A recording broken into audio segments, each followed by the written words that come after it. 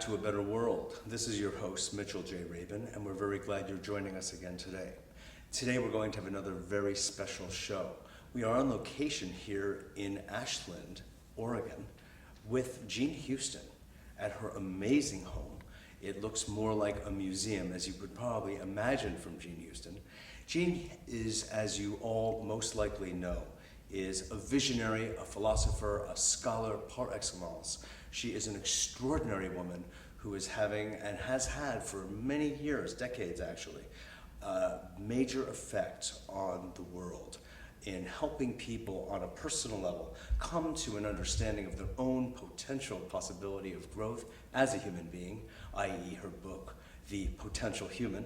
And she's been a leader in the human growth, human potential movement for many, many decades. She's really one of the founders of it, you could really reasonably say. Now she has taken off into a whole other level of quantum effect on this planet. And we're very glad to have Jean with us today. She is the founder of Mystery School, and she is really the mystery behind mystery. So we're very glad to have her with us today to talk about what's going on in the world and what kind of effect we individually can feel we reasonably have in its outcomes. Thank you, Mitchell. In my 250 years, many decades. You did all of this in 12. This is amazing. How'd you do it? Yes, that's it. Yes, my self-image is 14 years old. It helps. Well, you know, and by the way, the name of the book was The Possible Human. There's 25 other books, but, but that's one of the leading books. Yes. Well, you know, we are in the most interesting time in human history, aren't we? I mean, other Yes. times thought they were it, they're wrong. This is it. This is it. This is where all the fingers have really been pointed. Yes, this is the singularity in history, unique. I mean, today will look nothing like tomorrow. Tomorrow looks nothing like yesterday. Yeah. What I've called in one of my books, Jump Time, whole system transition. Everything is in transition. The world is literally up for grabs. Yes. And what we do in our institutions world, are morphing. Everything is morphing and shifting so very quickly that often we cannot make sense of it. I remember once having to run around San Francisco looking for a Kinko copier for my speech I was to give to a global forum.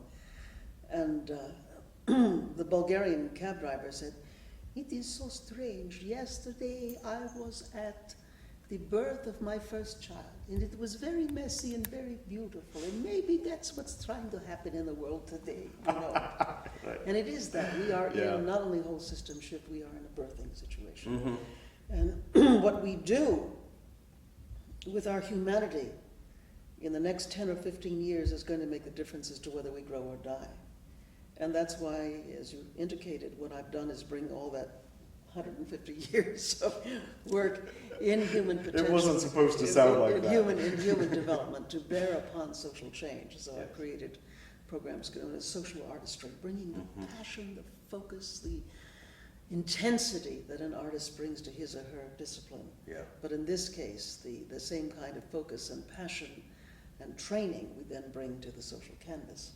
And I've worked now in 100 countries and intensely in 40 cultures, and I work with the United Nations and other international agencies. And what are you doing? What is the real interface between you and the United Nations at this Well, point? Because I know you're in underdeveloped countries. Well, working with the United Nations Development Program, with UNICEF, and now with UN Habitat, we are training leaders in their own development in the light of social change. No, it isn't just one-on-one, it's often great groups of leaders, as for example, we've worked in Albania, in Kenya, with delegations from Uganda and Tanzania, the Philippines, the Eastern Caribbean, Nepal, and now very recently, several months ago, with leaders from 12 Asian countries up there in Kathmandu.